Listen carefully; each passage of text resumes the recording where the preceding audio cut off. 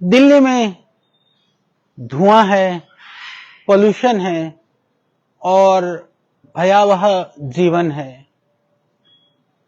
हमारे माननीय उच्चतम न्यायालय ने भी बहुत सारे निर्देशन समाधान की बात की है।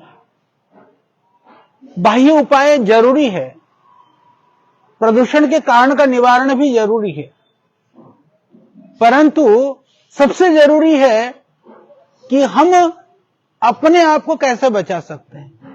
रहते पोल्यूशन में हैं तो पोल्यूशन से कैसे बचेंगे?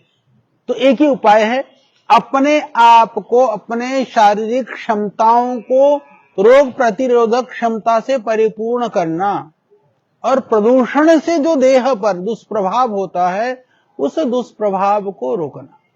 दुष्प्रभाव को रोकने के लिए आयुर्वेद के अंदर बहुत सारे उपायों को ऋषियों ने बताया है। योग प्राणायाम के द्वारा हम अपने फेफड़ों को मजबूत कर सकते हैं। और मुझे कहते हुए इस रूप में प्रसन्नता है कि आयुर्वेद की दिव्य औषधियों को एविडेंस बेस्ड मेडिसिन के रूप में स्थापित करने में पतंजलि ने बहुत बड़ी भूमिका का निर्वहन किया है। श्रद्धेय स्वामी जी के नेतृत्व में हमने बहुत सारे औषधियों का निर्माण किया है।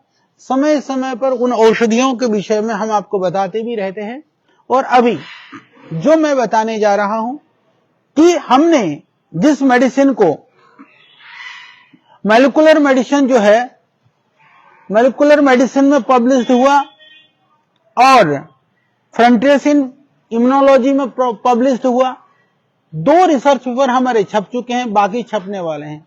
हम लोगों ने जो डस्ट है, जिसको बोलते हैं ना कि घरों के अंदर जो हाउस डस्ट होता है, जो दिखता नहीं है, जो धूल है, जो धूल के कण हैं, उसके ऊपर हमने पाया कि यदि इस ब्रोंकोम को, मैं इसलिए आज ब्रोंकोम किसी से लेकर के बैठा हूं, हमने सोचा कि यह बहुत जरूरी है कि यह जो ब्रोंकोम है यह एक अद्भुत औषधि है। इसके अतिरिक्त जो स्टेरॉइड ले रहे होते हैं लोग, एलर्जिक अस्थमा की वजह से, एलर्जी की वजह से जो अस्थमा हो जाती है, फेफड़े खराब हो जाते हैं, उसके लिए भी जो लोग ले रहे होते हैं, उन सब के लिए भी हमने इसका प्रयोग किया और फ्रंटियर्स इन इम्यूनोलॉजी के अंदर यह पब्लिश हुआ।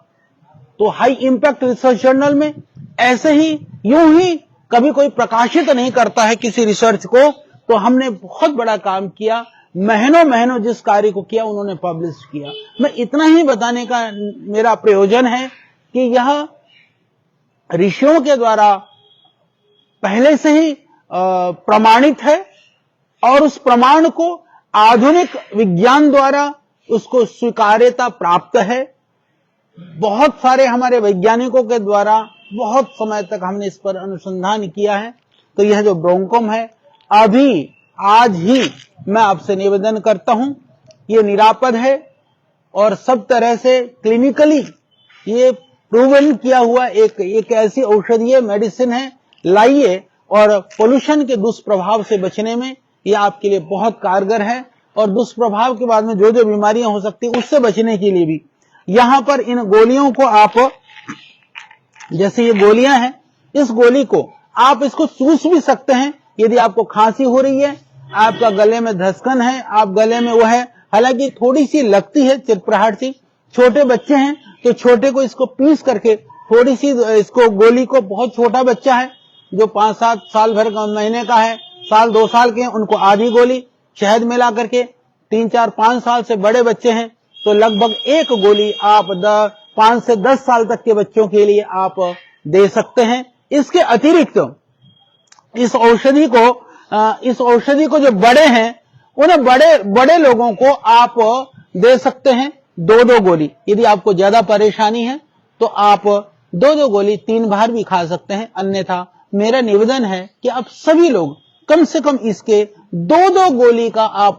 सेवन सुबह शाम जरूर करिए। जो भयावह प्रदूषण है, प्रदूषण से होने वाला जो दुष्प्रभाव है, उससे आप बच सकेंगे। तो सिंपल समाधान बाकी प्रिकॉशन के साथ में यह जो ब्रोंकोम है, जो अनुसंधान पर आधारित है, प्रामाणिक है, निरापद है, इसका सेवन आप करिए और प्रदूषण के इस दुष्प्रभाव से भयावहता से अपने को, अपने परिवार को, अपने मिलने वालों को, अपने जानने वालों को, सबको बचाइए। क्योंकि अभी वातावरण, मौसम परिवर्तन हो रहा है, तो मौसम परिवर्तन के समय पर भी सावधानी की आवश्यकता है।